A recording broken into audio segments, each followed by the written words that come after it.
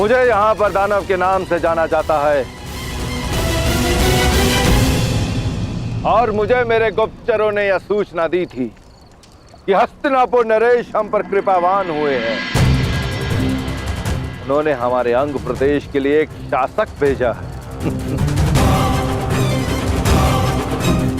परंतु राजा महोदय, इस बात से तो आप भली भांति परिचित होंगे कि एक राजा अपनी प्रजा का प्रतिनिधित्व करता है और प्रजा भी उसी को राजा चुनती है जो उन्हीं की भांति हो, जो उन्हीं में से एक हो। यदि तुम्हें यहाँ पर शासन करना है तो तुम्हें यह सिद्ध करना होगा अंगराज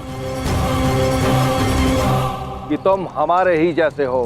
तुम्हें हमारे जैसा बनना होगा अंगराज। तो विलंब क्यों है अंगराज? प्रारंभ करो, इस मदिरा का सेवन करो, सिद्ध करो कि तुम हम में से ही हो।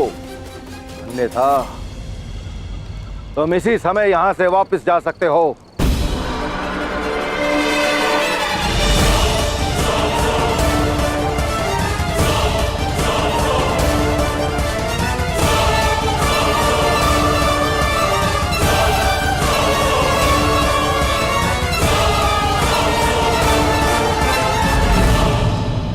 अंगराज, अंग का ना तो कभी कोई राजा था और ना ही इसे कभी किसी राजा की आवश्यकता है। और अगर तब भी तुम यहाँ पर निर्वाह करना चाहते हो तो तुम्हें हमारे समान बनना होगा, क्योंकि जो समान नहीं होता उसका सम्मान नहीं होता। उचित कहा तुमने दानव।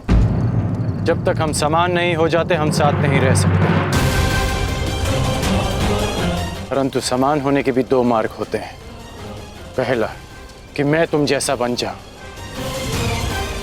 और दूसरा कि तुम्हें स्वयं अपने जैसा बना लूं।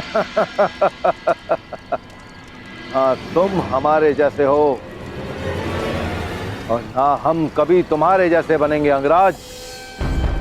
चलाओ, इस मूर्ख की बातों में आकर अपना समय नष्ट मत करो। जाओ, जाकर मदिरा बनाओ। जाओ।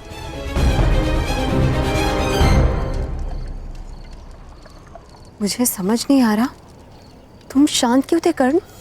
तुम्हारा एक बार एक पल में उस दानव का अंत कर देता और यहाँ अंग में सुशासन का प्रारंभ।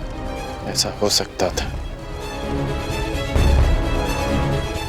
परंतु जिन पर शासन करना हो उन्हें समाप्त नहीं किया जाता।